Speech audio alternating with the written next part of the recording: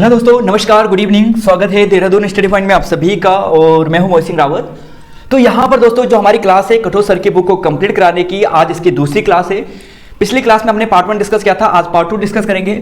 और इससे पहले हमने अजय रावत सर की बुक को कंप्लीट डिस्कस करवा दिया है। 6.5 घंटे की लगभग क्लास है। और अगर आप देखना चाहते हैं, अभी तक आपने देखा नहीं है, तो वीडियो के डिस्क्रिप्शन में या फिर कमेंट बॉक्स में आपको उसका लिंक मिल जाएगा, तो वहां से आप देख सकते हैं। और शुरुआत करते हैं आज की अपनी क्लास दोस्तों। तो देखिए, पेज नंबर 30 तक हमने पिछली क्लास में डिस्कस कर लिया था और आज जो डिस्कस करने वाले हैं दोस्तों वो थोड़ा आगे से करेंगे, लेकिन इससे पहले एक क्वेश्चन को करेक्शन करवाना है।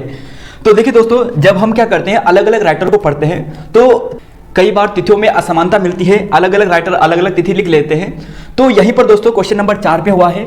और क्वेश्चन नंबर 4 की बात करें तो यहां पर जो हमने कल आपको इस क्वेश्चन का आंसर करवाया था वह ऑप्शन नंबर सी करवाया था। वो किस आधार पर करवाया था? वो इस आधार पर कराया था दोस्तों कि यशवंत सिंह कठोर सर की बुक के अनुसार जो अंत्योदय अंत्योदय है वो 1624 में गढ़वाल में आया था। यहीं पर अगर बात करें हार्डविक की तो 1796 में आया था। विलियम फोस्टर की बात करें तो 1783 में आया था। और मूरक्राफ्ट की बात करें तो 1820 में आया था। तो यहां पर दोस्तों थोड़ा यह गलत हो गया है कि कठोर सर की बुक में कि विलियम फोस्टर की तिथि यहां पर गलत है। 1783 जो दी गई है वो गलत तिथि है दोस्तों, क्योंकि अगर आप देखोगे जो विलियम फोस्टर की जो बुक है अर्ली ट्रेवल्स इन इंडिया, वहां पे बताया गया है कि इसका जो काल था इंडिया में ये 1583 से लेकर 1619 तक था। और अजय रावत सर की बुक के अनुसार ये उत्तराखंड में 1608 से लेकर 1611 ईस्वी तक रहा था। तो अजय रावत सर यहाँ पे दोस्तों सही है। कठोर सर की जो क्लास है यानी कठोर सर की जो बुक में जो तिथि है वो गलत है, तो प्लीज इसे करेक्ट कर लीजिए। इसका जो राइट आंसर मिलेगा वो मिलेगा ऑप्शन नंबर बी यानी विलियम फोस्टर। तो सिंपल ध्यान रखना है कौन से जो इतिहासकार है, कौन से यूरोपीय यात्री है, कब कब आए हैं। तो ध्यान रखना 1608 से लेकर 1611 तक उत्तराखंड में आया था विलियम फोस्टर। हार्डविक 1796 में, अंत्योदय 1624 में और मूरक्राफ्ट की बात करें तो 1820 में। तो बस ये तिथि थोड़ा अलग रखनी है, इसमें सुधार करना था, वो हमने आपको करवा दिया है। और एक क्वेश्चन पे थोड़ा विवादित है, लेकिन वहां पे जो यशवंत सिंह कठोर है वो सही है, अजय रावत सर की बुक में गलत है, तो वह भी हम आपको आगे डिस्कस करवाएंगे। तो देखिए यहाँ पे बात करते हैं आज की क्लास पे। तो यहाँ पर दोस्तों पेज नंबर 30 से शुरू करते हैं। और पेज नंबर 30 में जो पहला क्वेश्चन आपको मिलेगा यहाँ से वो ऐसा मिलेगा कि राज्य में कौन सा क्षेत्र सिरमौर राजाओं की राजधानी हुआ करती थी, यह आपको बताना है। तो बताएं दोस्तों, क्वेश्चन नंबर 15 है यहाँ पर, इसका आंसर दीजिए जरा, क्या होगा? राज्य में कौन सा क्षेत्र सिरमौर राजाओं की राजधानी हुआ करती थी? तो इसका सही आंसर क्या होगा? तो सोच सकते हैं दोस्तों क्या हो सकता है, आप सभी इसका आंसर सोचोगे। तो सोचिए दोस्तों इसका सही आंसर क्या हो सकता है। तो देखिए दोस्तों इसका आंसर आपको मिलेगा कालसी। ऑप्शन बी इसका बिल्कुल सही है, यह आपको ध्यान रखना है। देखिए कालसी से कुछ प्रश्न बनते हैं जो बार बार पूछे जाते हैं, ये हर किताब में आपको मिल जाएगा। तो यहां पर दोस्तों एक चीज ध्यान रखनी है जो बार बार पूछा जाता है कि कालसी शिलालेख की खोज 1860 में जॉन फॉरेस्ट ने की थी। किसने की थी? जॉन फॉरेस्ट ने की थी, 1860 में की थी। और सबसे इंपॉर्टेंट दोस्तों यहाँ पे कि लिपि ब्राह्मी का यूज हुआ है, भाषा प्राकृत का यहाँ पे यूज हुआ है, क्योंकि कहीं कहीं पर पाली दिया गया है, तो आपको ध्यान रखना है भाषा प्राकृत का यूज यहाँ पर हुआ है। और सिरमौर राजाओं की यहाँ पे राजधानी हुआ करती थी। और एक राजा था यहाँ पे कर्ण प्रकाश यानी कर्म प्रकाश, उसने क्या किया, अपनी राजधानी काशी से उसने नाहन ले गया था। उसके बाद से इनकी राजधानी यहाँ पर कभी नहीं रही। तो क्वेश्चन नंबर 15 ये हो गया है। अगला क्वेश्चन है कि गुरुकुल कांगड़ी की स्थापना किस वर्ष हुई थी?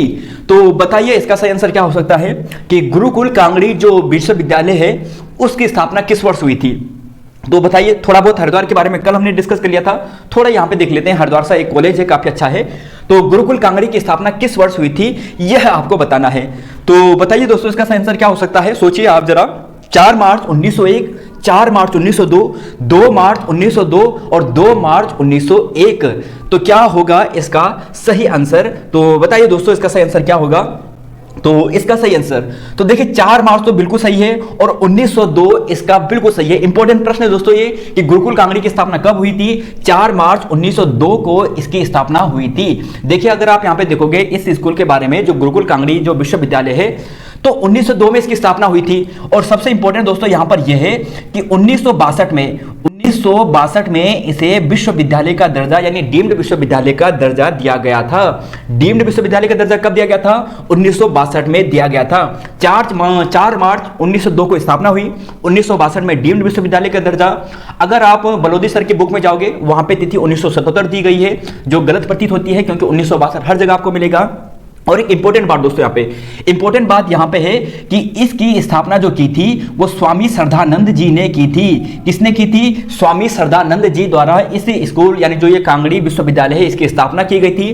पहले गुंजरवाला जो पंजाब है वहां पर की गई थी, लेकिन उसी समय कुछ समय बाद यहाँ ट्रांसफर हो जाता है। 4 मार्च 1902 को इसकी स्थापना होती है। और सबसे इंपॉर्टेंट दोस्तों यहाँ पे ये ध्यान रखना, एक डीप फैक्ट ये है कि श्रद्धानंद जी को भूमि किसने दान दी थी? तो श्रद्धानंद जी को इस विश्वविद्यालय के लिए जो भूमि दान दी थी वो दी थी दोस्तों मुंशी अमन सिंह ने। यही यहां पे डी फैक्ट है और आपको ध्यान रखना है, क्या नाम है? मुंशी अमन सिंह, मुंशी अमन सिंह। तो मुंशी अमन सिंह ने क्या दी थी? भूमि दान दी थी। इस फैक्ट को ध्यान रखना है। 4 मार्च 1902 को स्थापना होती है और स्वामी श्रद्धानंद जी द्वारा इसकी स्थापना की जाती है। 1962 में इसे विश्वविद्यालय का दर्जा दिया जाता है। तो इन फैक्ट को दोस्तों आप ध्यान रखना। और एक है कन्या गुरुकुल कैंपस। देखिए, कन्या गुरुकुल कैंपस की स्थापना देहरादून में 1922 में की जाती है, तो यह ध्यान रखना है। और कन्या गुरुकुल कैंपस हरिद्वार में स्थापना 1993 में की जाती है। तो पहले तो सभी के लिए है, यानी बॉयज के लिए वगैरह था, लेकिन कन्या के लिए स्पेशल कन्या के नाम से 1922 में देहरादून में, और कन्या गुरुकुल की बात करें हरिद्वार में 1993 में। और यहीं पर दोस्तों लास्ट ध्यान रखना कि जो देव संस्कृति विश्वविद्यालय अप्रैल 2002 में इसकी स्थापना हुई थी। तो बस दोस्तों यहां पर यही है क्वेश्चन नंबर 16 से। अब है अगला क्वेश्चन, और क्वेश्चन नंबर 17 आपको पूछा है कि देव प्रयाग के रघुनाथ मंदिर में से किस पौराणिक शासक का सबसे प्राचीनतम ताम्रलेख प्राप्त हुआ है? तो काफी अच्छा प्रश्न है और इसका आंसर आपको देना है। तो दीजिए दोस्तों, इसका आंसर क्या हो सकता है, बताइए जरा। तो बताइए इसका आंसर क्या होगा? देवप्रयाग से रघुनाथ जो मंदिर है देवप्रयाग का, वहां से किस प्राचीनतम ताम्रलेख का हमें यहां पे प्राप्त हुआ है? किस पौराणिक शासक का? तो बताइए कौन है वो? आनंदपाल, पृथ्वीपति शाह, जगतपाल या फिर लखन देव? तो सोचिए जरा इसका आंसर क्या होगा। तो बताए दोस्तों, देखिए पौर वंश में सर्वाधिक जो प्राचीन ताम्रपत्र है वो इसी का है। और इस राजा का नाम क्या है? आप सभी देंगे जगतपाल। तो जगतपाल का हमें यहाँ पे ताम्रलेख मिलता है जो सबसे प्राचीन है। और यहाँ पर दोस्तों इसकी बात करें तो ये 34वां राजा था। ध्यान रखना है कौन से नंबर का था? 34वां राजा इसे कहा जाता है। और इंपॉर्टेंट दोस्तों रघुनाथ मंदिर से, देखिए जब 1803 का भूकंप आया था, देखिए 1803 में एक भयंकर भूकंप आया था, आप सभी जानते हैं, जिसमें अजय पाल का भवन ध्वस्त हुआ था। उसी भवन में जो ये रघुनाथ मंदिर है ना, यह भी ध्वस्त हो गया था। यह भी क्या हुआ था, इसे काफी हानि हुई थी। तब जब यह ध्वस्त हो गया था तो इस मंदिर का जीर्णोद्धार किसने करवाया था? तो देखिए इस मंदिर का जो जीर्णोद्धार करवाया था वह करवाया था दौलत राव सिंधिया जी ने। दौलत राव सिंधिया यानी मध्य प्रदेश के शासक रहे होंगे, तो इनके द्वारा इसका जीर्णोद्धार करवाया गया था। दक्षिण भारत शैली में ये मिलेगा, दक्षिण भारत और हिमाद्री शैली में ये दोनों मिक्सर मिलेगा आपको। और इंपॉर्टेंट दोस्तों यहां पर जो आपको ध्यान रखना है, देखिए जगतपाल तो आपने देख लिया 34वां शासक है। 12वीं-13वीं सदी में इस मंदिर का निर्माण करवाया गया था, यह आपको ध्यान रखना है। और 5 शासकों द्वारा ही इसका निर्माण करवाया गया था। तो यह हो गया 17वां क्वेश्चन। 18वां क्वेश्चन, गोपेश्वर में स्थित जो शिव मंदिर है इसका जीर्णोद्धार किस गोरखा सेनापति ने करवाया था? तो सोचिए जरा इसका आंसर क्या होगा। गोपेश्वर है, गोपेश्वर, आप महावीर स्थापा पे तो नहीं जा रहे हैं। तो देखिए गोपेश्वर की बात करें तो गोपेश्वर में स्थित जो शिव मंदिर है जो यहां पर, उसका जो जीर्णोद्धार करवाया था वो करवाया था दोस्तों ऑप्शन नंबर बी यानी अमर सिंह थापा ने। गोपेश्वर में जो यहां पर मंदिर का जो जीर्णोद्धार करवाया था वो अमर सिंह थापा ने करवाया था। अरे जो महावीर है ना, महावीर स्वामी, ये महावीर सिंह थापा जी, इन्होंने तो बालेश्वर मंदिर का जीर्णोद्धार करवाया था, 1796 ईस्वी में करवाया था। लेकिन गोपेश्वर का जो शिव मंदिर है इसका जीर्णोद्धार अमर सिंह थापा ने करवाया था। अब देखिए गोपेश्वर से कुछ प्रश्न जो आपको पूछे जाएंगे। तो देखिए सबसे पहले प्राचीन नाम इसका गोस्थल मिलता है या फिर गोथला मिलता है। तो प्राचीन नाम क्या है गोपेश्वर का? तो गोपेश्वर का प्राचीन नाम मिलेगा आपको गोस्थल या फिर गोथला। बालश्रुति या फिर बालखलिया, जो बालखलिया नदी है इसके तट पर ही आपको मिलेगा। 6ठी सदी का गणपति नाग का त्रिशूल लेख, यह प्रश्न यूकेएसएससी ने पूछ लिया है कि गणपति नाग का जो त्रिशूल लेख है वो कौन सी सदी का है? तो 6ठी सदी का है। अब इसके अलावा दोस्तों एक बहुत इंपॉर्टेंट है और यह है चौथा नंबर फैक्ट। देखिए जिन्होंने लोअर पीसेस का एग्जाम दिया होगा, लोअर पीसेस में आपको यह नहीं पूछा गया था कि अशोक चल का जो ताम्रलेख है वो कब का है। गोपेश्वर में मिला है, जो यहाँ पे शिव मंदिर है, रुद्रालय मंदिर है, वहां पर मिला है। 1191 का ताम्रलेख यानी इसका भी है, यहाँ पर जो त्रिशूल लेख है वहां पर अंकित है। अब देखिए दोस्तों यहाँ पर यह बात होती है कि वहां पे 1191 ईस्वी दिया गया है और आयोग ने अभी घूम फिराकर क्वेश्चन कैसा पूछा, क्वेश्चन ऐसा पूछा था लोअर पीसेस में कि अशोक चैल का जो ताम्र लेख है वो कौन सी सदी का है, तो 12वीं सदी का है। तो ध्यान रखना दोस्तों 12वीं सदी का ही आएगा, यानी 1199 तक, यानी अगर आप देखोगे यानी आप बात करेंगे 1001 से लेकर ठीक है आप 1199 तक जाते हो तो 12वीं सदी के अंतर्गत आता है। तो ध्यान रखना 12वीं सदी के अंतर्गत ये अशोक चैल का जो ताम्र लेख था। यहीं पर बात करें तो जड़ी बूटी शोध एवं विकास केंद्र आपको गोपेश्वर में मिलेगा, राजकीय विधि कॉलेज आपको यहां पे मिलेगा, और रुद्रनाथ भगवान का जो शीतकालीन निवास स्थान भी आपको गोपेश्वर में मिलेगा, गोपीनाथ मंदिर में। तो क्वेश्चन नंबर 18 दोस्तों हमारा ये हो चुका है। और अब बात करते हैं अपने अगले क्वेश्चन पे। तो देखिए अगले क्वेश्चन पे डिस्कस करने से पहले दोस्तों यहां पर एक चीज, और यहां पर यह प्रश्न कुछ ने इसका आंसर में चेंज कराने के लिए कहा था, तो देखिए दोस्तों इसका आंसर चेंज नहीं है, बिल्कुल सही है। बुद्ध की प्रतिमा की पीठ पर तिब्बती भाषा का जो लेख मिला है वो कहां से मिला है, बाड़ाहाट से मिला है, और इसका आंसर दोस्तों अभी आपको डिटेल से डिस्कस भी करवाएंगे। तो पहले अब बात करते हैं अगले क्वेश्चन पे, क्वेश्चन नंबर 19। और एक चीज दोस्तों जो यहां पर यह बुद्ध लेख का मिला है ना, जो मूर्ति मिली है बुद्ध की जो प्रतिमा मिली है, यहां पर उनकी पीठ पर यह लेख लिखा गया है जो आप यहां पे देख रहे हो। तो अब है यहां पर क्वेश्चन, और इसका आंसर दीजिए कि बाड़ाहाट जो उत्तरकाशी क्षेत्र है, देखिए बाड़ाहाट उत्तरकाशी का ही प्राचीन नाम है, इसे सौम्यकाशी के नाम से भी जानते हैं। तो यहीं पर क्या है एक प्रसिद्ध मंदिर है, और उस मंदिर का नाम क्या है, उस मंदिर का नाम है दोस्तों विश्वनाथ मंदिर। क्या नाम है, विश्वनाथ मंदिर। तो विश्वनाथ मंदिर यहां पे आपको मिलेगा। विश्वनाथ मंदिर की बात करें दोस्तों ध्यान रखना, विश्वनाथ मंदिर, विश्वनाथ मंदिर, और विश्वनाथ मंदिर का जीर्णोद्धार किसने करवाया था और कब करवाया था, इसका आंसर आप कमेंट बॉक्स में दीजिए जरा। तो देखिए विश्वनाथ मंदिर आपको यहीं पे मिलेगा, उत्तरकाशी यानी बाड़ाहाट में आपको मिलेगा। और एक चीज इसी मंदिर के सामने आपको मिलेगा शक्ति मंदिर यानी त्रिशूल, शक्ति यानी त्रिशूल मिलेगा। और इस त्रिशूल की बात करें दोस्तों तो इस त्रिशूल में किसका यानी किस राजा का नाम उत्कीर्ण है यह आपको बताना है। तो बताए दोस्तों इसका आंसर क्या होगा, ए बी सी या फिर डी। बाड़ाहाट जो उत्तरकाशी में स्थित शक्ति मंदिर है इसका निर्माण किस राजा द्वारा करवाया गया था, तो बता सकते हैं। तो देखिए अगर आप जाओगे ऑप्शन नंबर बी पे तो यह गलत है, ऑप्शन नंबर ए इसका बिल्कुल सही है। आपको ध्यान रखना है वहां पे लिखा गया है कि गणेश्वर पुत्र गुहा द्वारा इस शक्ति की स्थापना की गई है।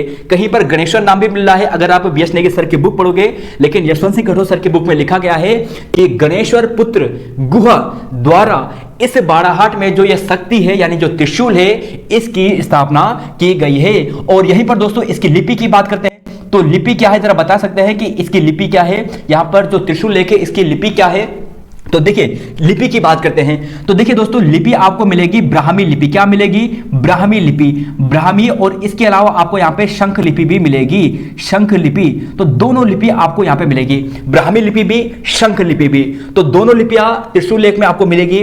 और गणेश्वर पुत्र गुहा द्वारा इस शक्ति की स्थापना की गई थी। और यहीं पर दोस्तों जो विश्वनाथ मंदिर है इसका जीर्णोद्धार 1857 के आसपास, 1857 के आसपास जो सुदर्शन शाह है उसकी रानी खनिति देवी व उसके द्वारा करवाया गया था। यह प्रश्न भी यूपीएससी ने अभी आपको पूछा है, लेटेस्ट एग्जाम में पूछा है। और यहीं पर जो बाड़ाहाट है वहां से बुद्ध भगवान की अष्ट धातु यानी जो अष्ट धातु है उसकी एक मूर्ति मिलती है। और उस मूर्ति में यह शब्द लिखे गए हैं। क्या शब्द लिखे गए हैं आप यहां पे दोस्तों पढ़ लीजिए।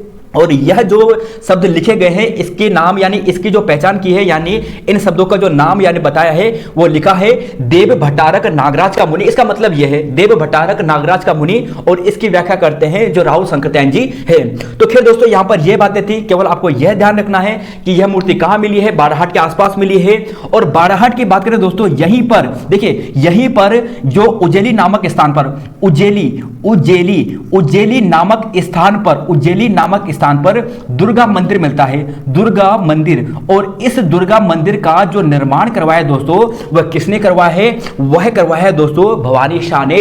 भवानी शाह के संदर्भ में एक नया फैक्ट हमें मिल गया है कि भवानी शाह ने उज्जैली बाड़ाहाट के सामने दुर्गा मंदिर का निर्माण करवाया है। तो यह ध्यान रखना। बाकी बाड़ाहाट से एक ध्यान रख सकते हो कि 1857 में यानी 1857 की क्रांति के समय जो नाना साहब थे वो बाड़ाहाट आए थे, यानी बाड़ाहाट में उन्होंने अज्ञातवास किया था, है ना। तो यह भी आप ध्यान रखना। तो तो यहां पर दोस्तों ये हो चुका है क्वेश्चन नंबर 19 और अब बात करते हैं अगले क्वेश्चन पे, क्वेश्चन नंबर 20। तो जरा बैजनाथ किस नदी के तट पर है, ये आपको आंसर बताना है।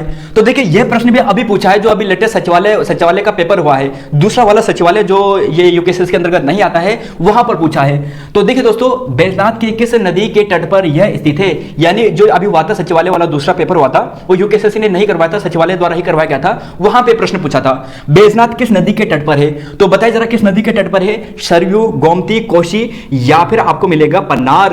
तो बताइए जरा इसका आंसर क्या होगा। तो बताइए दोस्तों इसका आंसर क्या होने वाला है, तो बताइए जरा।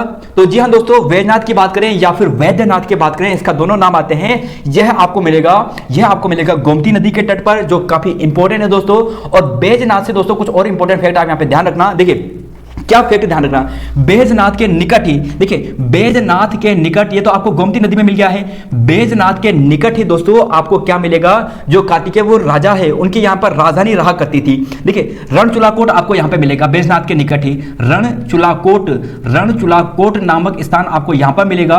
और रणचूलाकोट या फिर इसी में जो रणकोटचूला देवी है, जिसे क्या कहते हैं दोस्तों, जिसे कोट माई,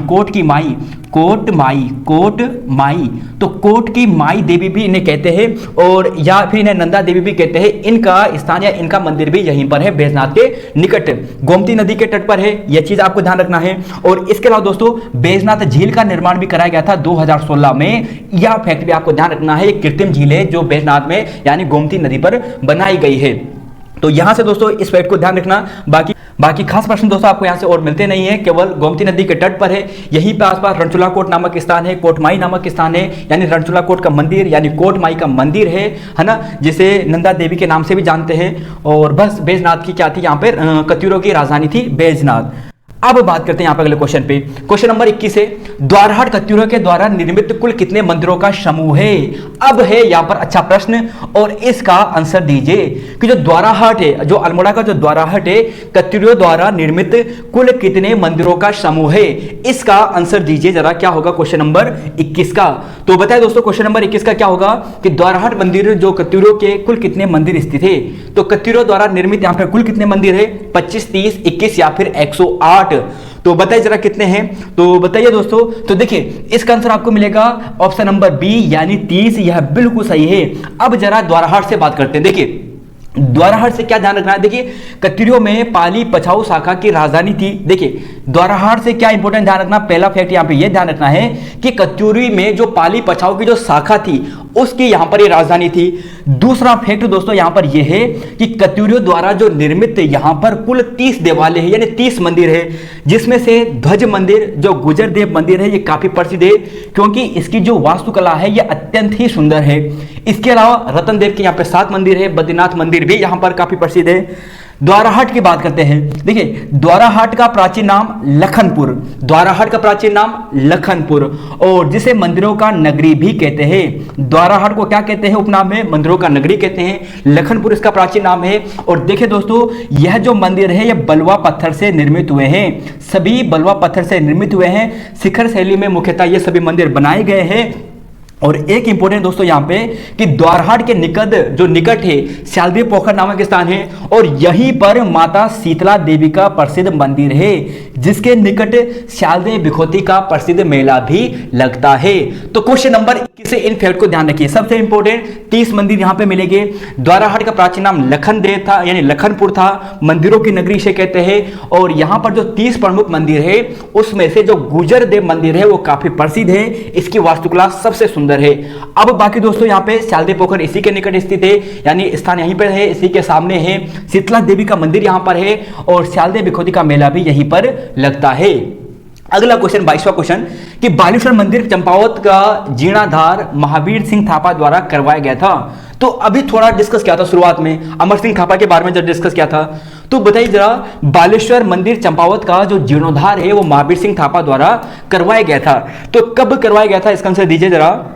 तो दीजिए दोस्तों इसका आंसर क्या होगा। तो क्वेश्चन नंबर 22 का आंसर क्या होगा। तो देखिए क्वेश्चन नंबर 22 का दोस्तों जो आंसर मिलेगा आपको वो मिलेगा 1796। आप सभी इसका सही आंसर देंगे। देखिए यहां पर बात करते हैं बालेश्वर मंदिर की।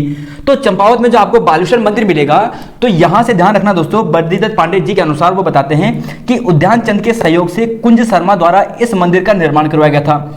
मंदिर शैली की बात करें तो द्विपुरुष शैली में इसका निर्माण करवाया गया है। किस शैली में है? द्विपुरुष शैली में इस मंदिर का निर्माण करवाया गया है। किस शैली में? द्विपुरुष शैली में निर्माण करवाया गया है।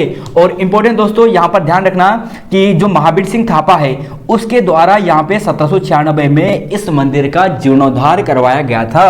कब करवाया गया था? जीर्णोद्धार करवाया गया था। तो इस फैक्ट को दोस्तों ध्यान रखना, शेखर शैली में, द्विपुरुष शैली में आपको यह मंदिर मिलने वाला है।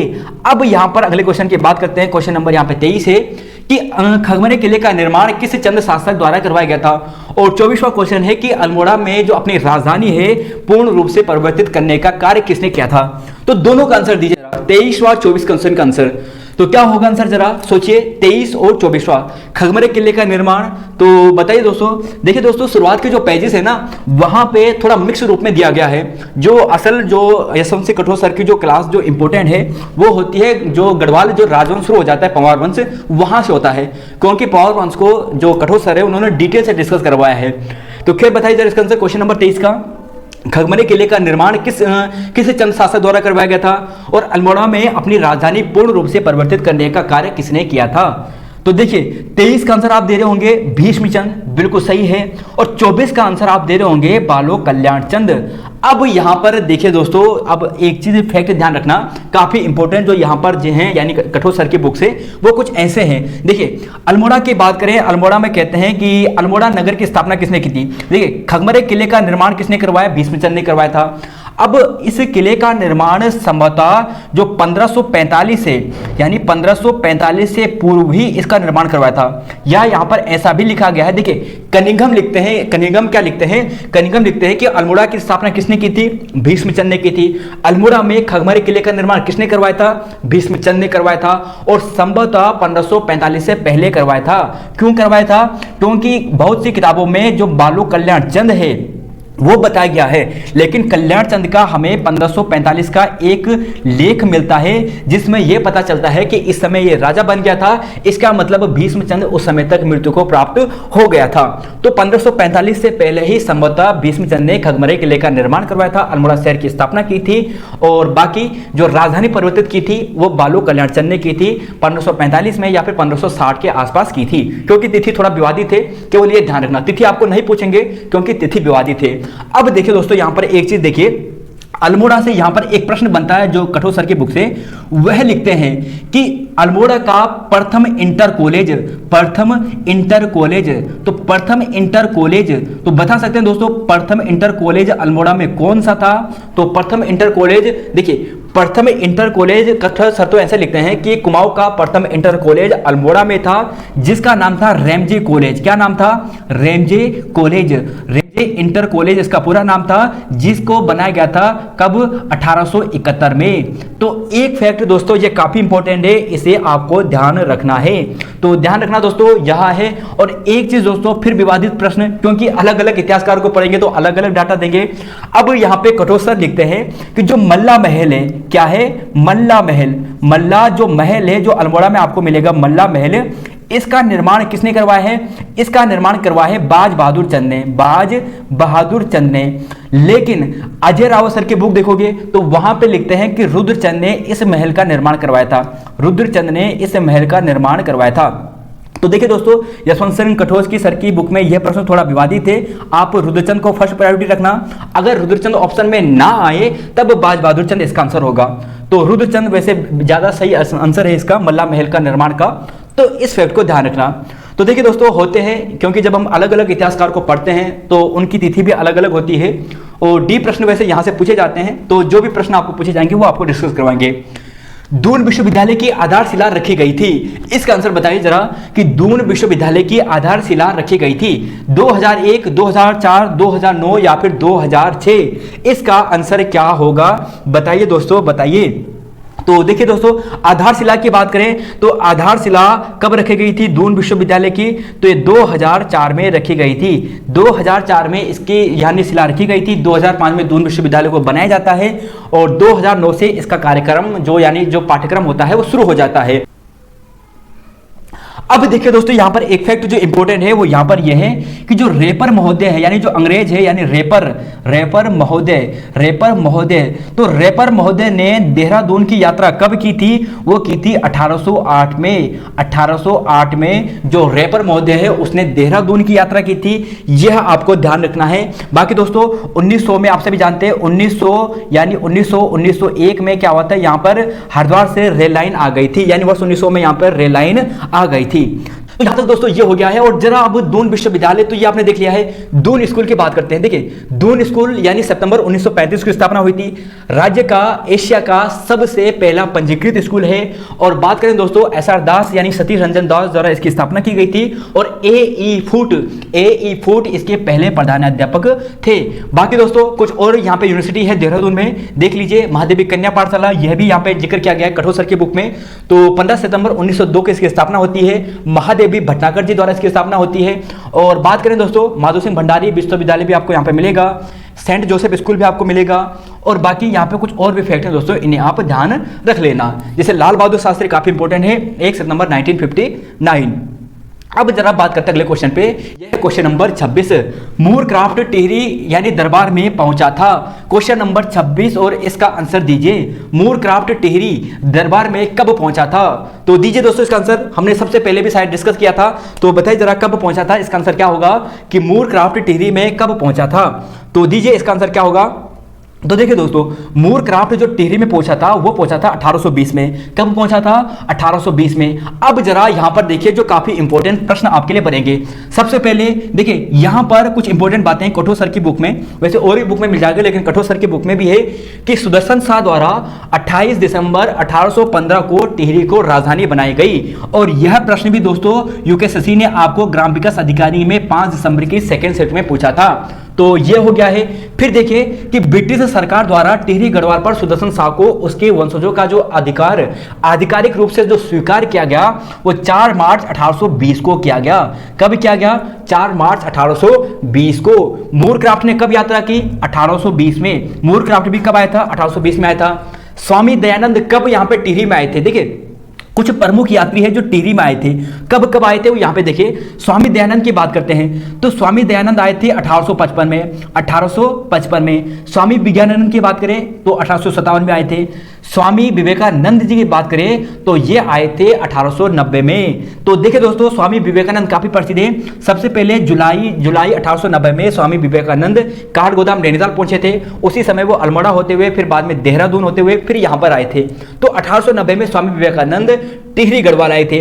अब देखिए स्वामी रामतीर्थ की बात करते हैं तो स्वामी रामतीर्थ 1900 या फिर दोस्तों कहीं पर 1901 आपको तिथि मिलती है। तो 1900 या फिर 1901 में स्वामी रामतीर्थ कहां पर आए थे? ये टिहरी गढ़वाल में आए थे। और उस समय राजा कौन था? कीर्तिशा राजा था। बोला जाता है कीर्तिशा क्या था? एक आस्तिक व्यक्ति थे। और स्वामी रामतीर्थ के प्रभाव में आने के कारण वे क्या हो गए, यानी नास्तिक थे, वो बाद में आस्तिक हो जाते हैं। अब देखिए 1906 में, अक्टूबर 1906 में भिलंगना तट पर उन्होंने समाधि ली थी। यह डीप प्रश्न है आने वाले एग्जाम के लिए। क्या प्रश्न बनेगा कि अक्टूबर 1906 में स्वामी रामतीर्थ ने अपनी समाधि कब ली थी? वो ली थी उन्होंने अक्टूबर 1906 में भिलंगना नदी के तट पर। बाकी दोस्तों यहां पर सार्वजनिक पुस्तकालय का निर्माण 1923 में करवाया गया था।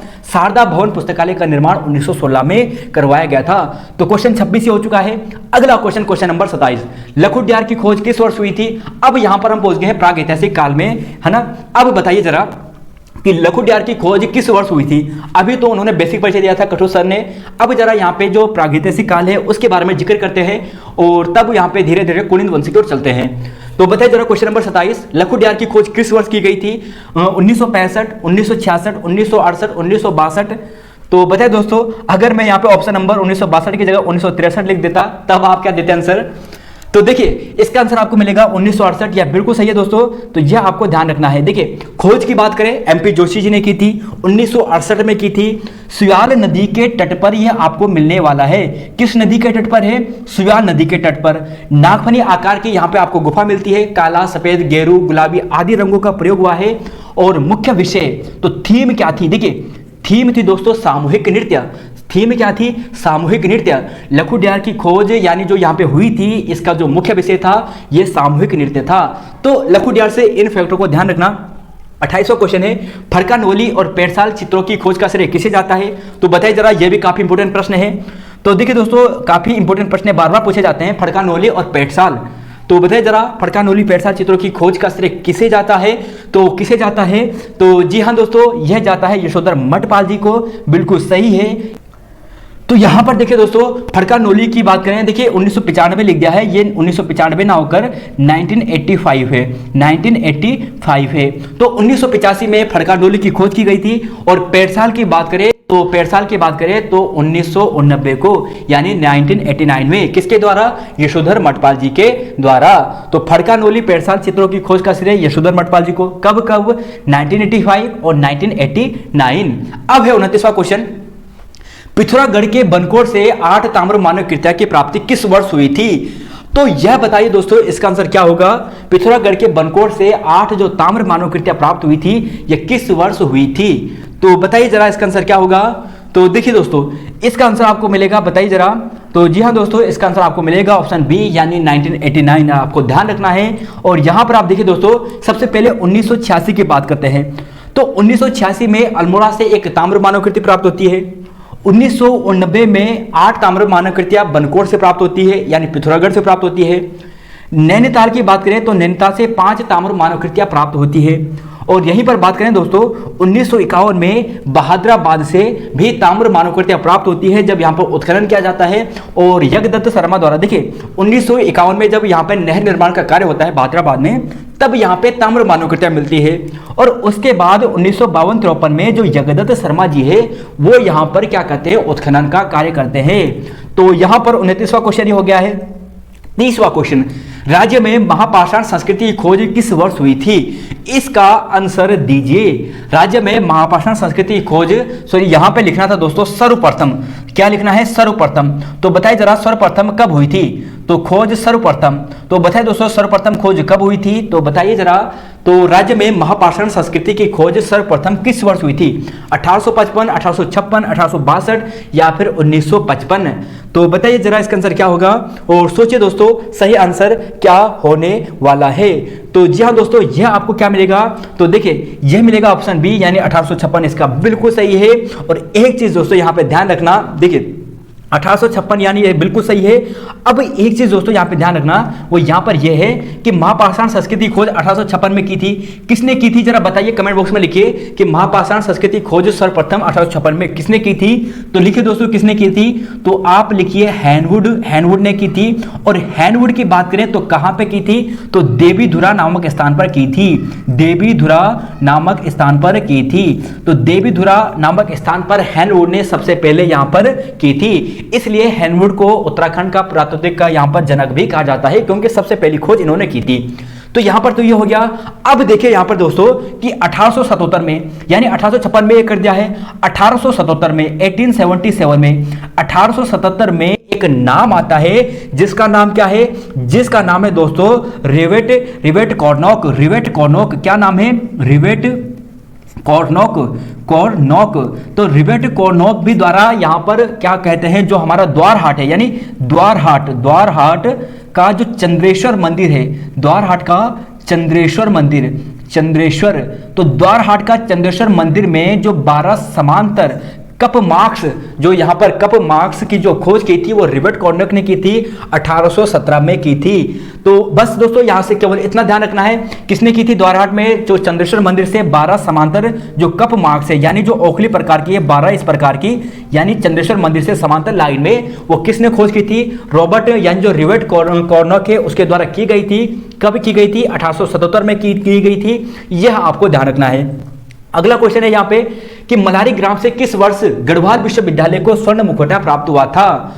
तो बताइए जरा, क्वेश्चन नंबर 31 का क्या होगा कि मलारी ग्राम से किस वर्ष गढ़वाल विश्वविद्यालय को स्वर्ण मुखौटा प्राप्त हुआ था? तो कब हुआ था? 1956, 1983, 2000 या फिर 2001? तो इसका आंसर क्या होगा? तो दीजिए दोस्तों, इसका आंसर, सही आंसर क्या होने वाला है? तो जी हाँ दोस्तों, इसके सही आंसर की बात करें तो आपको मिलेगा ऑप्शन नंबर डी, यानी 2001। यह बिल्कुल सही है। देखिए, मलारी ग्राम से पाषाणकालीन समाधान की खोज 1956 में की गई थी। किसके द्वारा की गई थी? शिव प्रसाद डबराल जी के द्वारा की गई थी। शिव प्रसाद डबराल जी द्वारा सबसे पहले मलारी ग्राम में पाषाणकालीन समाधान की खोज की गई थी। फिर 1983 में और 2001 में गढ़वाल विश्वविद्यालय द्वारा यहाँ पे उत्खनन का कार्य करवाया गया था। और यहीं पर दोस्तों जो स्वीत घाटी है यहाँ पर जो बाहर है, भारत से बाहर यानी पाकिस्तान अफगानिस्तान की ओर, तो वहां पर उसके समाधानों से इसकी तुलना की जाती है। और इसकी विशेषता ये थी जो शव थे इनके घुटनों यानी इनके घुटने मोड़ दिए गए थे और इन्हें औंधा लेटाया गया था। और इनके जब लेटाया गया था तो इन्हीं के मुख के सामने यहाँ पर क्या थे, कलश वगैरह, घड़े वगैरह रखे गए थे, मृत भांड वगैरह रखे गए थे। तो इस फैक्ट को ध्यान रखना। और एक चीज दोस्तों, अल्मोड़ा के सांडा बसेड़ी में भी गढ़वाल यूनिवर्सिटी ने खोज की थी, उत्खनन का कार्य कराया था 1990-91 और 1995-96 में करवाया था। और विशेषता यहाँ पर यह थी कि यहाँ पर शिष्ट बरियल और अन्य बनियल प्रकार के समाधान की खोज हुई थी। बाकी दोस्तों रामगंगा नदी घाटी में नौला जनरल स्थान पर उत्खनन कार्य यशोधर मठपाल जी ने करवाया था। और ये सभी स्थान आपको कहाँ पे मिलेंगे, नीचे वाले, ये आपको मिलेंगे अल्मोड़ा में। तो क्वेश्चन नंबर 31 दोस्तों यहाँ पर ये हो चुका है। और अब है अगला क्वेश्चन, क्वेश्चन नंबर 32 और क्वेश्चन नंबर 33 कि प्रसिद्ध ग्वारखा गुफा को विश्व पटल पर लाने का जो श्रेय जाता है वो किसे जाता है। तो काफी अच्छा प्रश्न है। तो बताइए, वैसे सरल क्वेश्चन है क्योंकि आपने लगभग परीक्षा वाणी में भी ये क्वेश्चन पढ़ा होगा। तो बताइए जरा इसका आंसर क्या होगा कि प्रसिद्ध ग्वारखा गुफा को विश्व पटल पर लाने का श्रेय किसे जाता है। तो देखिए दोस्तों इसका आंसर आपको मिलेगा ऑप्शन नंबर डी यानी राकेश भट्ट। यह बिल्कुल सही है। और देखिए दोस्तों यहाँ अगर ग्वारखा गुफा की बात करें तो ये काफ़ी प्रसिद्ध है, काफ़ी अच्छा स्थान है यहाँ पर। और इस जो ग्वारखा गुफा है इसकी अगर थीम की बात करें तो यहाँ पे जो शिलालेख मिला है यानी जो गुफा मिली है यहाँ पर, तो यहाँ पर दोस्तों यह है कि जो पशुओं को हांका देना, क्या है, पशुओं को हांका देना। तो पूछा जाएगा कि यहाँ की थीम क्या है, तो पशुओं को हांका देना इसकी थीम थी। और सामूहिक नृत्य किसका थीम थी, सामूहिक जो नृत्य करना था वो था जो लखुड्यार है उस गुफा की थीम थी। तो यहाँ पर ये हो गया। क्वेश्चन नंबर 33 महाभारत कालीन बाणासुर की राजधानी कहाँ थी। तो देखिए महाभारत कालीन कुणिद राजा का एक नाम मिलता है और उस राजा का नाम है सुबाहु। और सुबाहु की जो राजधानी है वह कहाँ है, बताइए जरा कहाँ है। तो जी हाँ, वो आपको मिलती है श्रीनगर में। और उसी समय एक और यहाँ पर असुर की बात की जाती है जिसका नाम था बाणासुर। और बाणासुर की बात करें दोस्तों तो उसकी जो राजधानी थी वो कहाँ पर थी, तो बताइए जरा कहाँ पर थी इसकी राजधानी। तो सोचिए दोस्तों इसकी राजधानी कहाँ पर थी, तो बताइए दोस्तों। तो जी हाँ दोस्तों, इसकी राजधानी की बात करें तो सोनितपुर इसका बिल्कुल सही आंसर है। और सोनितपुर आपको ध्यान रखना है। देखिए जो बाणासुर की जो पहचान की गई है वो गढ़वाल के बामसू नामक स्थान पर की गई है। और राजधानी की बात की गई है तो राजधानी का जो नाम मिला है वो मिला है सोनितपुर। तो बस यहाँ से केवल इतना ध्यान रखना है, ज्यादा इंपॉर्टेंट यहाँ पर यह है नहीं। अब है अगला क्वेश्चन 34वां क्वेश्चन है कि तीसरी बौद्ध संगति किसकी अध्यक्षता में हुई है। अब प्रश्न ये बनेगा कि यहाँ पर बौद्ध संगति कैसे आ गई। हम तो यहाँ पे उत्तराखंड का इतिहास पढ़ रहे हैं तो यहाँ पर बौद्ध संगति कहाँ से आ गया। तो देखिए दोस्तों यहाँ पे इसलिए आया है क्योंकि इसने यहाँ पर जो ये है यानी चारों जो अध्यक्ष है, इन चारों अध्यक्ष में से एक ने अपने 4 शिष्यों को यहाँ पर गढ़वाल क्षेत्र में, हिमवंत क्षेत्र में भेजा था बौद्ध धर्म के प्रचार प्रसार करने के लिए। तो कौन था वो, जरा बताइए जरा इनमें से। महाकश्यप, शाबक मीर, मोगलीपुत्तिश या फिर वसुमित्र। तो कौन था दोस्तों। तो जी हाँ दोस्तों, सबसे पहले जो यहाँ पर ये आ गया आंसर ऑप्शन नंबर डी यानी सी, मोगलीपुत्तिश बिल्कुल सही है। देखिए पहली संगति हुई थी महाकश्यप की अध्यक्षता में, दूसरी शाबक मीर में, तीसरी मोगलीपुत्तिश में और चौथी की बात करें ये तो मोगलीपुत्तिश ने अपने 4 शिष्यों को यहाँ पर भेजा था और बोला था कि जो गढ़वाल में जो बौद्ध धर्म है इसका प्रचार प्रसार करना है। तो 34वां क्वेश्चन ये हो गया। 35वां क्वेश्चन भद्रमित्र का जो शुंगकालीन मुद्रा है वो राज्य में किस स्थान से प्राप्त हुई है। तो बताइए जरा इसका आंसर क्या होगा। 35वें का अच्छा क्वेश्चन है, डीप क्वेश्चन है। तो बताइए जरा डीप क्वेश्चन का आंसर क्या होगा। भद्रमित्र की शुंगकालीन मुद्रा राज्य में किस स्थान से प्राप्त हुई है। तो शुंगकालीन मुद्रा यानी शुंग का भी यहाँ पे अस्तित्व रहा होगा। तो शुंग वंश का जब अस्तित्व रहा होगा तो इसकी मुद्रा का पहचान हमें कहाँ से हुई है। तो जी हाँ दोस्तों, इसकी पहचान हुई है अंबाड़ी ग्राम से। और अंबाड़ी ग्राम आपको कहाँ पे मिलेगा, ये आपको मिलेगा देहरादून में। तो देहरादून के अंबाड़ी ग्राम से भद्रमित्र की शुंगकालीन मुद्रा की हमें प्राप्ति हुई है। तो क्वेश्चन 35 होगा है। क्वेश्चन नंबर 36 कि यशवंत कठोर जी के अनुसार कुनिंदों का शासन उत्तराखंड में कब से कब तक रहा था। अब यहाँ पर डी प्रश्न आ गया है। तो बताइए दोस्तों इसका आंसर क्या होगा।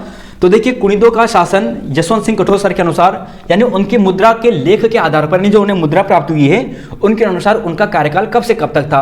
तो बताइए जरा कब से कब तक था उत्तराखंड में। तो उत्तराखंड से बाहर भी थे ये, लेकिन उत्तराखंड में बताना है। तो जी हाँ दोस्तों, अगर आप इसका आंसर देंगे ऑप्शन नंबर बी यानी 300 BC से लेकर 200 AD तक, यानी 300 ईसा पूर्व से लेकर 200 ईसा पूर्व तक इनका कार्यकाल माना जाता है, यशवंत सिंह कटोच के अनुसार। देखिए अब देखिए कठोर सर की बुक के अनुसार, तो देखिए कुछ प्रश्न है यहां से कुड़िंद से कि उत्तराखंड की प्रथम राजनीतिक शक्ति कौन थी?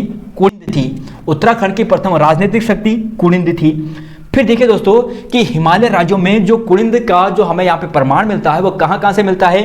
मंडी से मिलता है, कांगड़ा से मिलता है, हमीरपुर से मिलता है। उत्तराखंड की बात करें तो उत्तराखंड में थतूड़ नामक स्थान, अथूड़ नामक स्थान है टिहरी गढ़वाल में, वहां से हमें मिलता है। देवढुंगा जो उत्तरकाशी है वहां से हमें मिलता है। सुमानी भेड़गांव यहां से हमें मिलता है। और अल्मोड़ा और कतूरी जो क्षेत्र है वहां से हमें कुड़िंदों का जो प्रमाण है वो हमें मिलता है, क्योंकि इनकी मुद्रा हमें मिली है। फिर आप यहां पे देखोगे कि राज्य से बाहर की बात करते हैं तो हरियाणा सुंगगांव अंबाला काफी इंपॉर्टेंट है, यहाँ से 3 राजाओं की मुद्रा प्राप्त हुई है, अग्रज, बलभूति, अमोभूति। वह जो बेहद है सहारनपुर का क्षेत्र, वहां से भी हमें इसकी जानकारी मिलती है। तो क्वेश्चन नंबर 36 हो गया है। क्वेश्चन नंबर यहाँ पर थोड़ा आगे बढ़ेंगे, लेकिन उससे पहले देखिए कि कुड़िंदों में सर्वाधिक शक्तिशाली कौन था? अमोघभूति था। और अमोघभूति की बात करें दोस्तों तो इसकी रजत ताम्र मुद्रा के आधार पर हमने यह कहा था। अब है यहाँ पर अगला क्वेश्चन नंबर 37, और इसका आंसर दीजिए कि मध्य हिमालय में जो कुड़िंद मुद्रा है उसके कितने प्रकार को बांटा गया है? तो बताइए जरा इसका आंसर क्या होगा? तो बताइए दोस्तों, प्रागैतिहासिक काल हम कर रहे थे, हम कुड़िंद पे हम यहाँ पे पहुंच चुके हैं। तो बताइए 37वें का आंसर कि कुड़िंद मुद्रा से कितने प्रकारों में बांटा गया है? तो 37वें का आंसर क्या होगा? 2, 4, 3 या फिर 5? तो बताइए जरा इसका आंसर क्या होगा? तो देखिए दोस्तों, इसका आंसर जो आपको मिलेगा वो मिलेगा 3। यह बिल्कुल सही है। आप यहां पे देखिए दोस्तों कि जो कुड़िंदों की मुद्रा थी वो 3 प्रकार में बांटा गया था। एक है अमोघभूति के प्रकार की मुद्रा, दूसरा है अल्मोड़ा प्रकार की मुद्रा, और तीसरी जो मुद्रा है वह है क्षेत्रेश्वर प्रकार की मुद्रा।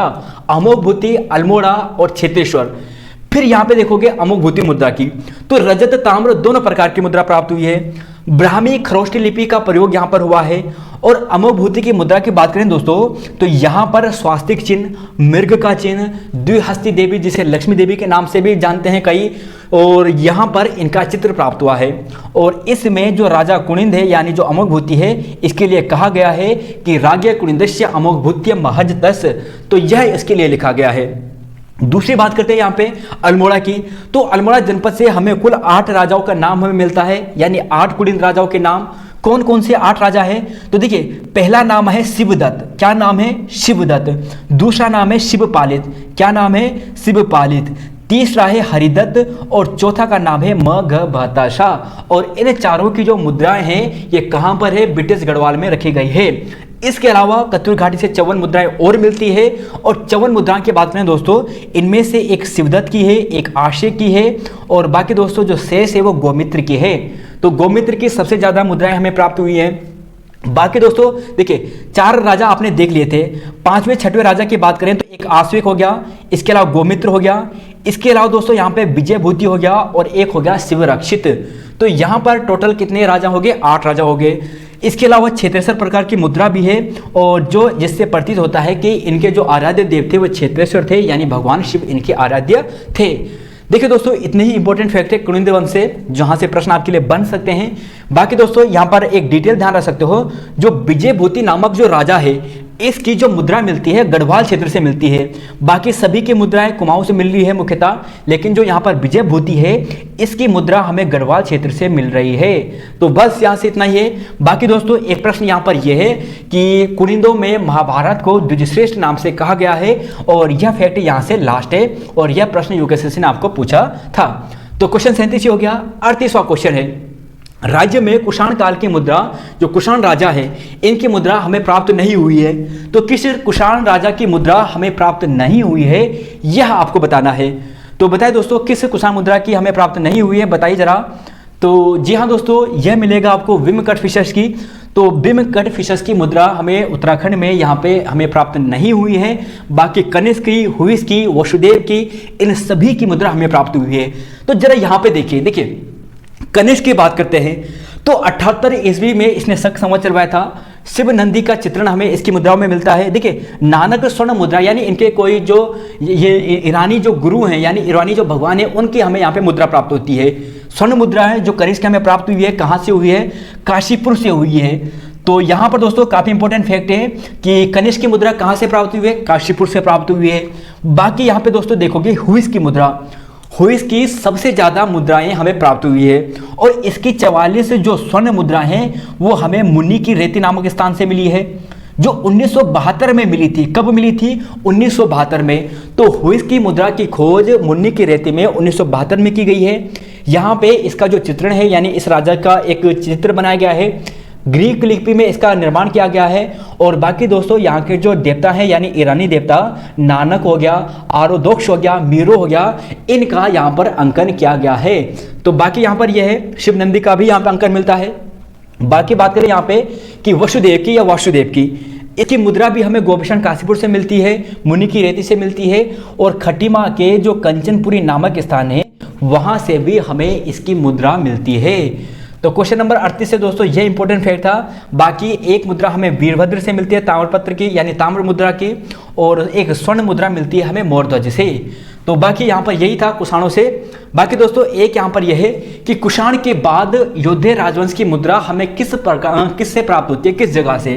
तो एक चीज देखिए, यहां पर आप एक चीज देख रहे होंगे कि कुषाण के बाद राज्य में कौन आए हैं? योद्धे राजवंश आए हैं। और योद्धे की मुद्रा हमें कहां से मिली है? तो योद्धे की मुद्रा हमें कहां से मिली है बताइए जरा। लैंसडौन से, वीरभद्र से, सुमाड़ी से या फिर गोविषाण से? तो कहां से मिली है जरा बताइए। तो जी हाँ दोस्तों, अगर इसके आंसर की बात करें तो यह आपको मिलेगी लैंसडौन से यानी कालो के डांडर नामक स्थान से। आप यहाँ पे देखिए कि योद्धे की बात करते हैं तो योद्धे के आराध्य देव थे, उनका नाम था कार्तिकेय। ताम्र मुद्रा के आधार पर यह कहा गया है। और इनकी मुद्रा जौनसर भाबर, कालो का डांडा यानी लैंसडौन, हिमाचल प्रदेश और सहारनपुर, यहां से इनकी मुद्राएं प्राप्त हुई है। द्वि या त्रिलेख लिखे जाते थे इनकी मुद्रा में, यह इनकी विशेषता होती थी। और बाकी दोस्तों यहां पर एक चीज है कि यहां से हमें यह भी जानकारी मिलती है इनकी मुद्राओं के आधार पर कि इनमें यहां पर जो व्यवस्था थी वो गण शासन तंत्र था यहां पर, और इन्होंने कुषाणों को पराजित कर कर यहां पर राज करना शुरू किया था। बाकी दोस्तों योद्धे वंश ये आ जाते हैं। फिर यहाँ पे 40वां क्वेश्चन, और यह प्रश्न यूपीएससी से आपको पूछा था कि राजा शीलवर्मन ने किस नदी के तट पर अश्वमेघ के यज्ञ करवाए थे? तो राजा शीलवर्मन के बारे में पूछा गया था। तो बताइए जरा, सरल क्वेश्चन है वैसे, तो बताइए इसका आंसर क्या होगा। तो जी हाँ दोस्तों, अगर इसके आंसर की बात करें तो यमुना आपको बिल्कुल सही मिलेगा। और आप यहाँ पे देखोगे कि युगशैल, देखिए एक चीज आप ध्यान रखना दोस्तों, जो युगशैल है ना, युगशैल कहते हैं कालसी को। कालसी को देखिए, कालसी के आपने बहुत सारे नाम देखे हैं। कालसी का नाम आपने देखा है, कालकूट देखा है ना, कालकूट आपने देखा है। इसके अलावा दोस्तों यहाँ पर जो युगशैल जो नाम है वो कालसी का नाम है। यानी इसका मतलब ये हुआ कि यह जो राजा है युगशैल के गोत्रीय वंश का राजा था, यानी कालसी के गोत्रीय वंश का यह राजा हुआ था। इसका नाम था शीलवर्मन, और यह जो पौंड राजा था यानी इस वंश का, उसके छठी पीढ़ी में इसका जन्म हुआ था। और शीलवर्मन की बात करें तो इसका कार्यकाल 250 से लेकर 300 ईस्वी तक था। बाढ़ वाला जो जगत ग्राम है देहरादून में इसकी यज्ञ वेदिका प्राप्त हुई है। और इससे यह प्राप्त होती है जानकारी कि इसने यमुना नदी के तट पर 4 अश्वमेघ यज्ञ करवाए थे। 4 अश्वमेघ यज्ञ किसने करवाए थे? राजा शीलवर्मन ने करवाए थे। कहां पर करवाए थे? यमुना नदी के तट पर करवाए थे। और सबसे इंपॉर्टेंट दोस्तों, इसका कार्यकाल देखोगे 250 से लेकर 300 तक था। तो 44वां क्वेश्चन ये हो चुका है। अगला क्वेश्चन है दोस्तों यहाँ पर।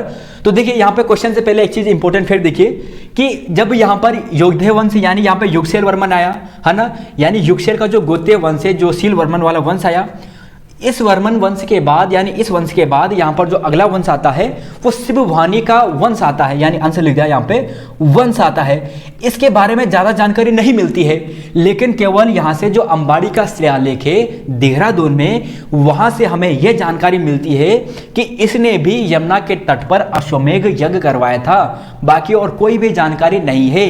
और अंबाड़ी शिलालेख हमने आपको पहले बात करवाई थी, अंबाड़ी नामक स्थान देहरादून में मिलेगा। और इस शिलालेख में जो यहाँ पर जो शुंग वंश की जानकारी भी हमें मिलती है। शिववामनी वंश हो गया। इसके बाद आता है कुलूत वंश। कुलूत वंश आता है, तो शिववामनी के बाद कुलूत वंश। और कुलूत वंश की बात करें तो इनका जो मुख्य कार्य था यानी कार्य स्थान था वो कांगड़ा था। कांगड़ा में इनका मुख्य स्थान था। पश्चिमी हिस्सों में इन्होंने उत्तराखंड के राज किया था। जैसे बात करें जो बाड़ाहाट का क्षेत्र हो गया, देहरादून का क्षेत्र हो गया, कालसी जो जौनसर भाबर वाला क्षेत्र हो गया, वहां तक भी थोड़ा इनका राज था। बाकी दोस्तों वृत्ताकार मुद्रा इनकी प्राप्त हुई है कनिंघम को। ब्राह्मी लिपि व संस्कृत भाषा का यहाँ पर प्रयोग हुआ है। और यहाँ की बात करें तो इसके एक प्रतापी राजा का नाम मिलता है जिसका नाम था वीरयश। बाकी और कोई भी जानकारी नहीं है। देखिए टफ प्रश्न है दोस्तों ये, क्योंकि डीप लेवल के प्रश्न है तो थोड़ा टफ प्रश्न है, शायद कंफ्यूज हो जाएंगे। बाकी बात करें गोविशाण से 2 मित्र राजाओं की जानकारी मिलती है। और 2 मित्र जो राजा हैं, एक का नाम है मातृमित्र। क्या है? मातृमित्र। तो मातृमित्र नाम हो गया। दूसरा का नाम है पृथ्वी मित्र। ये दोनों राजाओं का नाम मिलता है गोविशाण से मित्र राजाओं के रूप में।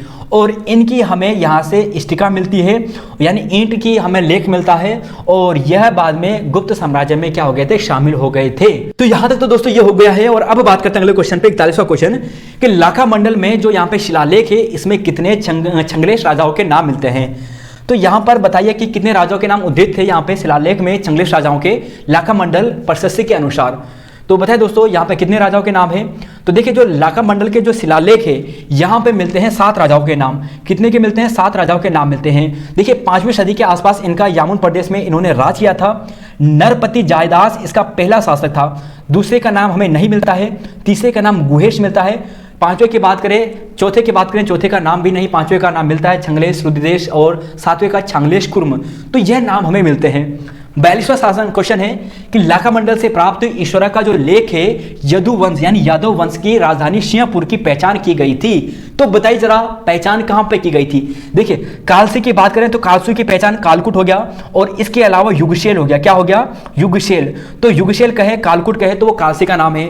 अब यहाँ पे सिंहपुर की पहचान की गई है, यानी जो यदुवंश था इसकी जो राजधानी थी, जो लाखा मंडल का जो प्रस्तुति पत्र है जो रानी ईश्वरा का, उसमें बताया कि इनकी राजधानी कहाँ है? सिंहपुर है। तो सिंहपुर की पहचान कहां पर की गई है? लाखा मंडल, चक्राता, वीरभद्र या फिर कालसी। तो देखिए इसका आंसर आपको मिलेगा ऑप्शन ए यानी लाखा मंडल। यह ध्यान रखना दोस्तों, जो राजकुमारी ईश्वरा है इसके लेख समय मिलता है। और यहां पर हमें यह पता चलता है कि इस वंश का जो संस्थापक था, यदु वंश का संस्थापक था, उसका नाम सेन वर्मन था। 6ठी सदी 7वीं के आसपास ये थे। और यहाँ पे कुल 11 पीढ़ी के राजाओं ने 11 पीढ़ी राजा थी, जिसमें से 12 राजाओं ने नाम मिले हैं।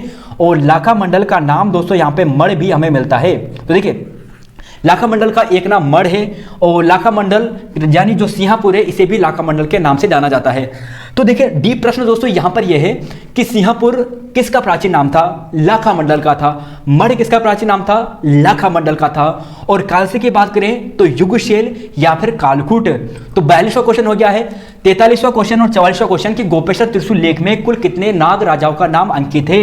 और 40वां क्वेश्चन कि कन्याकुब्ज में किस वर्धन वंश का शासन समाप्त हो गया था, यानी कन्याकुब्ज में किस वर्ष के बाद वर्धन वंश यानी जो था हर्षवर्धन वंश था उसका शासन यहाँ पे समाप्त हो गया था। तो 43वां 44वां क्वेश्चन अच्छे प्रश्न है, डीप लेवल प्रश्न है। 43वां क्वेश्चन तो सरल क्वेश्चन है, इसका आंसर आपको परीक्षा वाणी में भी मिल जाएगा। तो बताइए दोस्तों इसका आंसर क्या होगा। तो जी हाँ दोस्तों, इसका आंसर आपको मिलेगा 4 राजाओं का। और 4 राजाओं दोस्तों कौन कौन से हैं, जरा बताइए दोस्तों कि 4 राजा कौन कौन से हैं। तो बताइए जरा 4 राजा कौन कौन सी है। तो देखिए दोस्तों, अगर हम 4 राजाओं की बात करते हैं तो सबसे पहला जो राजा आता है उसका नाम क्या है? उसका नाम है स्कंदनाग। स्कंदनाग पहला राजा का नाम स्कंदनाग। अब स्कंदनाग के बाद जो आता है वो आता है विभुनाग। क्या आता है? विभुनाग। और विभुनाग के बाद जो नाम आता है वो आता है अंशुनाग। और अंशुनाग की बात करें उसके बाद जो नाग आता है वह नाम आता है दोस्तों गणपति नाग। गणपति नाग। और यहां पर जो त्रिशूल लेख है वो गणपति नाग का ही है। तो यह जो गोपेश्वर त्रिशूल लेख है वो किस राजा का है? गणपति नाग का है। किस राजा का है? गणपति नाग का है। और गणपति नाग अंशुनाग को यहां पर अपना पिता बताते हैं, यह आपको ध्यान रखना है। और विभु नाग उनके क्या हो गए? इनके दादाजी हो गए। ठीक है, अब ये चीज तो दोस्तों आपने देख ली है। और इसकी बात करें तो 6ठी सदी का है। क्या है? 6ठी सदी का है। तो 6ठी सदी का यहां पर यह ताम्र लेख है, यह आपको ध्यान रखना है। ब्राह्मी लिपि में इसका प्रयोग हुआ है। किस लिपि में? ब्राह्मी लिपि। तो ब्राह्मी लिपि में इस यहां पर जो लेख है या जो त्रिशूल लेख है इसका प्रयोग हुआ है। तो यह आपको ध्यान रखना है। और बाकी दोस्तों यहां पर जो गणपति नाग था यानी जो नाग वंश था, इन्होंने ही यहां पर जो यदु वंश था इसे हराकर इसे पराजित किया था। तो क्वेश्चन नंबर 43, क्वेश्चन नंबर 44 की कन्याकुब्ज में किस वर्धन वंश का शासन समाप्त हो गया था? तो कन्याकुब्ज में वर्धन वंश का शासन किस वर्ष समाप्त हुआ था? तो यह हुआ था दोस्तों, बताइए जरा। तो जी हाँ दोस्तों, इसकी बात करें तो इसका आंसर आपको मिलेगा, यह मिलेगा आपको 647 ईस्वी में। कब मिलेगा? 647 ईस्वी में। यह आपको ध्यान रखना है। बाकी दोस्तों यहाँ से इतना इंपॉर्टेंट प्रश्न नहीं था, यही आपको ध्यान रखना है। 45वां क्वेश्चन है कि पौरव वर्मन वंश का संस्थापक कौन था? अब देखिए यहाँ पे हमने पौरव वंश भी कंप्लीट कर दिया है, जो हमारा कुलित वंश है वह भी हमने देख लिया है। तो बाकी जितने भी छोटे छोटे वंश थे वो हमने यहाँ पे देख लिए हैं। अब है यहाँ पे पौरव वर्मन वंश। तो यहाँ पे बताइए जरा कि पौरव वर्मन वंश का संस्थापक कौन था? विष्णुवर्मन, वृषवर्मन, द्विजवर्मन या फिर अग्निवर्मन? तो बताइए 45वें का आंसर क्या होगा? तो बताइए जरा। तो जी हाँ दोस्तों, इसका आंसर आपको मिलेगा ऑप्शन ए यानी विष्णुवर्मन। यह बिल्कुल सही है। अब यहाँ पे देखिए दोस्तों, जो पौरव वर्मन वंश था इसे पर्वताकार राज्य भी कहते थे और इसकी जो राजधानी थी वो ब्रह्मपुर थी। राजधानी क्या थी? ब्रह्मपुर। और ब्रह्मपुर की पहचान कहाँ पे की गई है? ब्रह्मपुर की पहचान जो वर्तमान में जो विंसर क्षेत्र है अल्मोड़ा का, जो दूधातोली के आसपास, वहां पर की गई है। फिर देखिए दोस्तों, पौरव वर्मन वंश की बात करें तो इसका सर्वाधिक हमें प्राचीन जो यहाँ पर ताम्रपत्र मिलता है वो तालेश्वर का मिलता है। और तालेश्वर में हमें 2 ताम्रपत्र मिलते हैं, एक द्विजवर्मन का और एक मिलता है विष्णुवर्मन का। विष्णुवर्मन का सबसे प्राचीन ताम्रपत्र यहाँ पर यह है। अब यहाँ पे देखिए दोस्तों, यहीं पर यह भी बताया गया है कि इन ताम्रपत्र में कि इनका जो कुल देवते हैं वो कौन है? बिरनेश्वर महादेव। तो बिरनेश्वर महादेव इनके कुल देवता है, यानी जो बिरनेश्वर महादेव है यह इनके कुल देवता थे। तो यहाँ पर दोस्तों ये फैक्ट देख लिया है। अब जरा यहाँ पे कुछ और फैक्ट देखिए, यहाँ पे पौरव वर्मन वंश से जो आपके लिए इंपॉर्टेंट है, तो वो यहाँ पर यह है दोस्तों। सबसे पहले देखिए, यहाँ पर देखिए यहाँ पर कुछ शब्दावली मिली है और शब्दावली कुछ इस प्रकार मिली है दोस्तों, वह ऐसी है कि पौरव वर्मन वंश में कुछ शब्दावली मिली है, इनका अर्थ आपको पूछा जाएगा। तो अगर आपको पूछा जाता है कि प्रतिहार का मतलब क्या था, तो प्रतिहार का मतलब दोस्तों यहां पर यह था कि जो महल के जो व्यक्ति है, पौरव वर्मन वंश की बात हो रही है कि महल के जो व्यक्ति हैं, जो अतिथि है, उन्हें प्रवेश करवाने में जो सहायता करता था वो प्रतिहार होता था। राजदोहरिक यानी राज्य का जो राजमहल है उसका प्रहरी होता था। परमातार का मतलब होता था भू सर्वेक्षण अधिकारी। बहुत इंपॉर्टेंट है, परमातार का मतलब भू सर्वेक्षण अधिकारी। जयनपति की बात करें तो पैदल सेना का प्रमुख होता था। शूपकारपति, शूप से पता चल रहा है कि शूप यानी पाकशाला का प्रधान होता था। और देव द्रोणाधिकृत की बात करें तो यह देव पूजा कराने वाला प्रमुख अधिकारी होता था। तो देखिए दोस्तों, कुछ प्रमुख शब्दावली है, इसके अलावा कुछ और भी है, जरा आप यहाँ पे देखिए। एक है दिव्यपति, इसका भी उल्लेख यहाँ पे है। और दिव्यपति का उल्लेख यहाँ पे ये होता था कि यह क्या था? एक लेखक था जो आलेख व लेख वगैरह लिखवाने का काम करता था। बाकी दोस्तों यहाँ से कुछ और इंपॉर्टेंट खास हमें मिलता नहीं है, तो इन फैक्ट को आपको ध्यान रखना है। और इसके अलावा दोस्तों यहाँ पर बात करें जैसे भोग या भाग क्या था इस काल में, तो देखिए प्राचीन काल का जो प्रमुख भू कर, इसे ही हम भोग कहते थे, यानी भूमि उपयोग के रूप में लिया जाने वाला कर भोग कर था। और भाग की बात करें, भूमि में कृषि उपज के रूप में लिया जाने वाला कर था वह भाग कर था। और इसे जो एकत्रित करता था उसे भौगिक या भागिक कहते थे।